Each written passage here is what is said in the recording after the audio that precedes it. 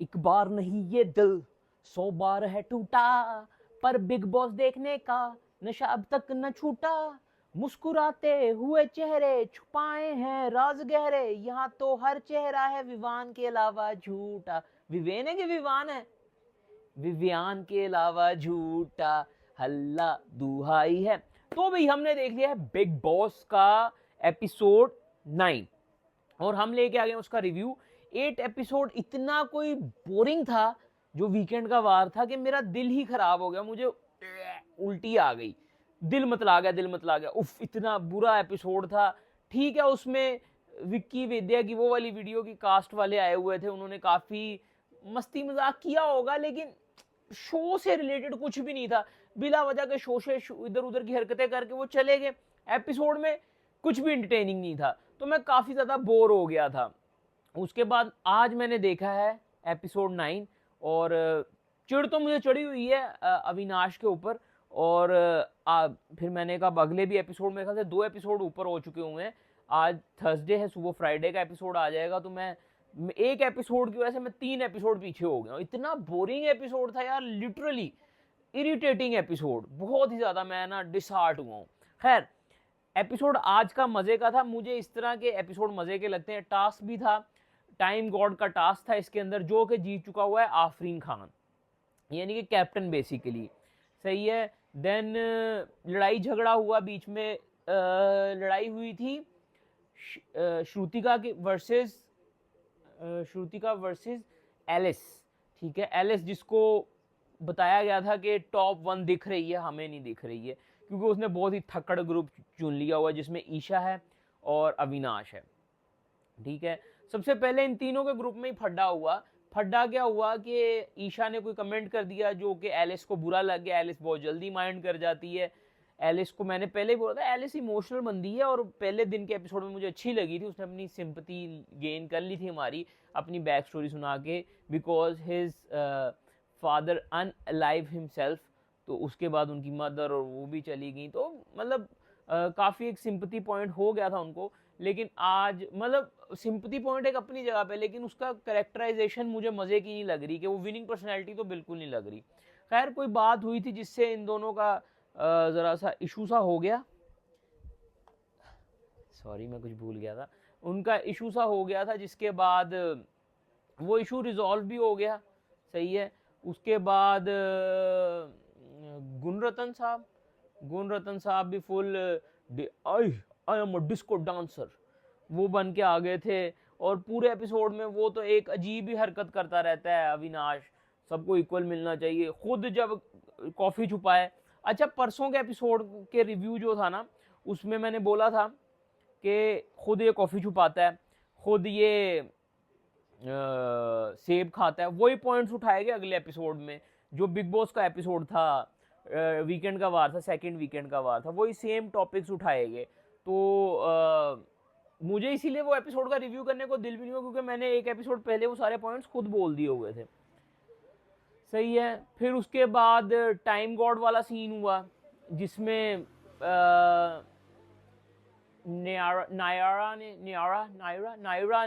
नायरा ने वोट किया रजत को, और उसके बाद बोले नथिंग पर्सनल। भाई पर्सनल तो होता है, आप कुछ बोलोगे किसी को बुरा तो लगेगा। खैर, वो नायरा टॉप 5 में तो जाने वाली है, वो मैंने बता दिया कि उसको लेके जाएगा विवेन। खैर, मस्तियाँ देखने में मज़ा आता है हमें। श्रुतिका का फटा हुआ एलिस के साथ उसकी लैंग्वेज के ऊपर, और इसी वजह से उसने उसको टाइम गॉड भी बनने नहीं दिया। देन उसके बाद एक्सरसाइज करते दौरान फटा हुआ था अविनाश का करण के साथ। करण ने बहुत ज़बरदस्त उसको वन लाइनर्स दिए, और करण जो है, मुझे उसका पॉइंट मज़े का लगता है, क्लियर लगता है। अविनाश के अपने ही फ्रेंड जब उसको समझाने जाते हैं, वो तब भी उन पर चिढ़ जाता है। ठीक है, तब भी उनको एटीट्यूड देता है। तो अविनाश बहुत ही मुझे कनिंग पर्सनैलिटी लगने लग गया है, और मुझे आज रैंडमली दिख रहा था कि अविनाश एलिमिनेटेड और गुणरत्न साहब भी एलिमिनेटेड। तो पता नहीं एलिमिनेट हुए कि नहीं हुए, क्योंकि मैंने अगले एपिसोड देखे नहीं है, वो जब आएंगे मैं तब देखूंगा। और अभी तो खैर इतना कोई मैं एक्साइटेड नहीं हूँ शो के लिए भी। शो में से मुझे एक ही पर्सनैलिटी शाइन करती दिख रही है, वो है विवेन। और विवियान, सॉरी हमारी प्रोडक्शन वापस आ चुकी है तो प्रोडक्शन हमें गलत नाम लेने पे गुस्सा करती है। फिर अविनाश मस्ती कर रहा था सारा आफरीन के साथ भी, वो भी थोड़ा सा मतलब वो एंटरटेनिंग फील हो नहीं रहा था। आई वॉज एक्सपेक्टिंग कि सारा एंटरटेनिंग होगी, लेकिन सारा मुझे एंटरटेनिंग नहीं फील हो रही है। देन बहुत ही ओवर जोक कर रहे होते हैं गुणरत्न साहब। उन्होंने आज भी कुछ गलत बोल दिया था श्रुतिका के हस्बैंड से रिलेटेड के वो थाईलैंड पे पता नहीं कुछ समथिंग, और विवियान भी उठ के चला गया था, और बाकी भी वो दो लोग बोल रहे थे ऊपर से बैठे हुए कि ये बहुत ही नॉइज पोल्यूशन कर रहे होते हैं। तो जोक इतनी सी लैंग्वेज में करो जितनी हमें समझ लग जाए, ना कि इतना लाउड हो जाए कि वो मतलब मज़ा ही नहीं दे रहा होता है। फिर उसके बाद वो टाइम गॉड वाला टास्क आया।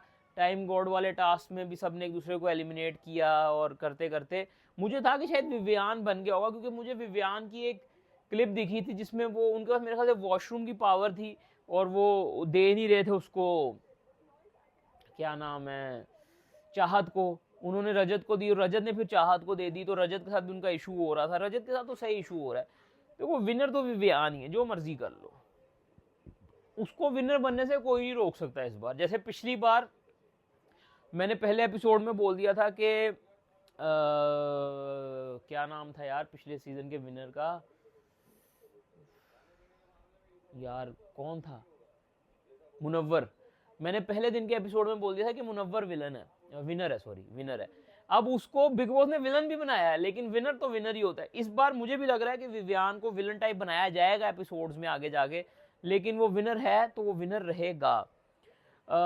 खैर आज भी फिर वो खाने के ऊपर भी वही सेम फड्डा टिक्की बनी, तो वो सब में बटेगी, ये होगा। बहुत चीप लग रहा है episode, and I was not excited.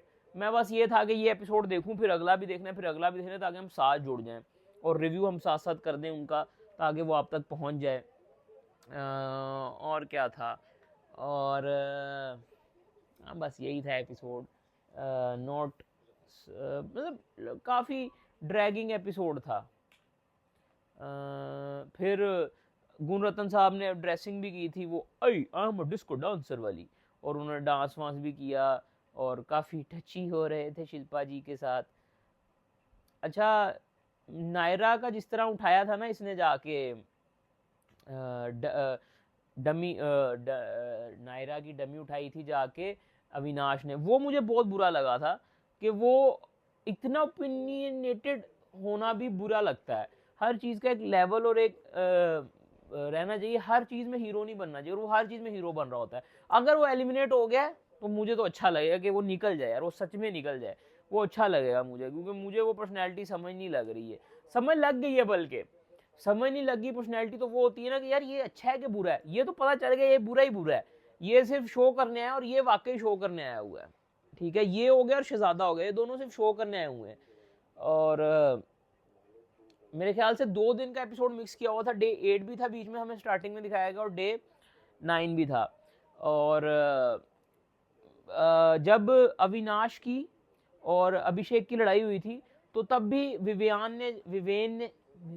Vivian ने जाके उसको समझाया था अभिषेक को कि कोई आप पे कीचड़ फेंके ना तो कीचड़ धोने जाते हैं, उस पर वापस कीचड़ नहीं फेंकते।